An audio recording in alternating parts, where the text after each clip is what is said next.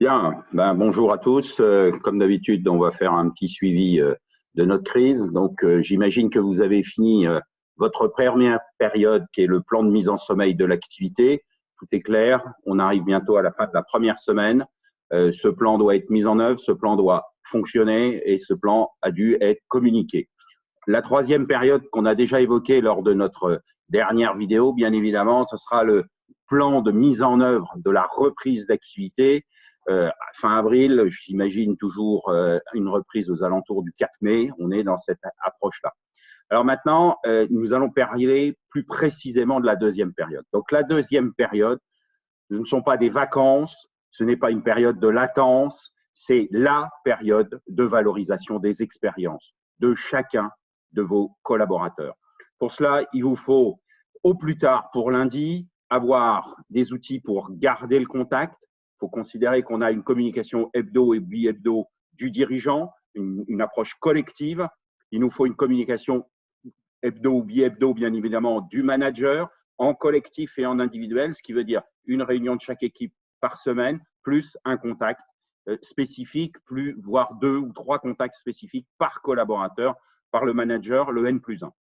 Bien évidemment, une communication de fond que j'avais appelée dans la dernière vidéo la machine à café, la communication, le réseau WhatsApp, Telegram, ce que vous voulez, un réseau sur lequel 100% soit de l'équipe, soit du site, soit de l'entreprise est connecté, peut partager, peut créer du lien purement humain et puis peut-être échanger des bonnes pratiques bien évidemment professionnelles, mais pourquoi pas, un client me citait hier soir, un réseau des mamans en interne qui partagent leurs difficultés, alors des mamans et des papas, hein, soyons clairs, hein, qui partagent leurs difficultés de vivre à 30 mètres carrés avec 2 enfants. Voilà, donc ça c'est quand même un peu compliqué et il va falloir soutenir tous ces gens-là pour avoir une communication informelle. Et cette communication informelle que j'appelle la communication de machine à café, il va falloir la préserver.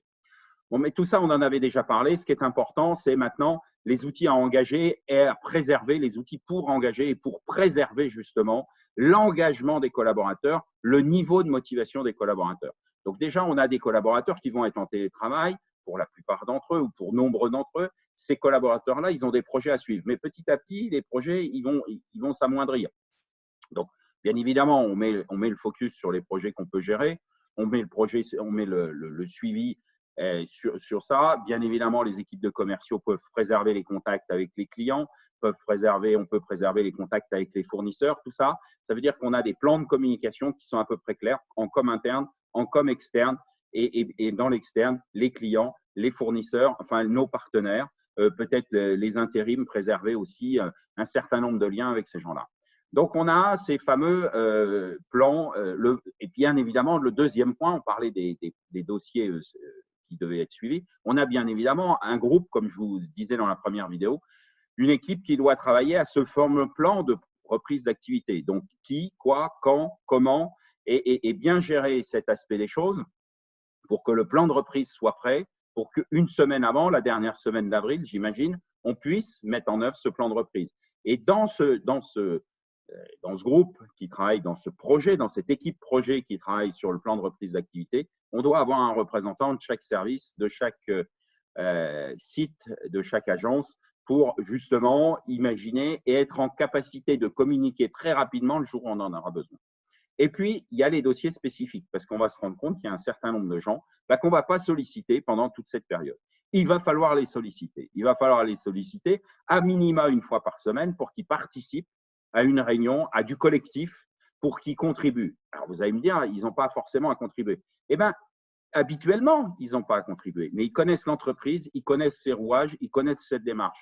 Donc, réfléchissez à tout ce qu'on n'a pas eu le temps de faire ces derniers temps. Alors, ça peut être la mise en place de nouveaux outils et peut-être une réflexion, une analyse sur les outils de gestion, sur les approches de suivi du business, sur les outils de communication, quels vont être les grands moments de communication à la reprise. Dans le plan de reprise d'activité, on aura un plan de com vis-à-vis des clients, vis-à-vis des intérimaires, vis-à-vis des partenaires. Donc, qu'est-ce qu'on peut mettre en place? Et là, tout le monde peut parler.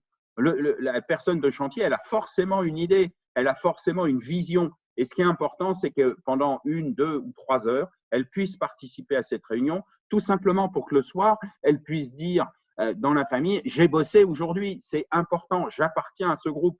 Donc, il va falloir trouver l'ensemble des dossiers, réanimer des dossiers, créer des dossiers. Et là, j'ai un client qui imaginait refaire son site Internet. Vous voyez, ça continue. Qui imaginait refaire son site Internet. Eh bien, c'est le moment de rassembler le plus grand nombre de l'équipe, 5, 6, 7, 10 personnes, pour réfléchir, ou par un groupe ensemble ou en sous-groupe, simplement pour réfléchir à ça. Et puis, bien évidemment, faites un tableau, soyons très concrets, très cartésiens, faites un tableau de suivi des engagements. Chaque collaborateur, chaque personne doit avoir au moins une réunion par semaine pour maintenir son niveau d'engagement. À très bientôt. N'hésitez pas à nous consulter pour vous accompagner dans vos réflexions.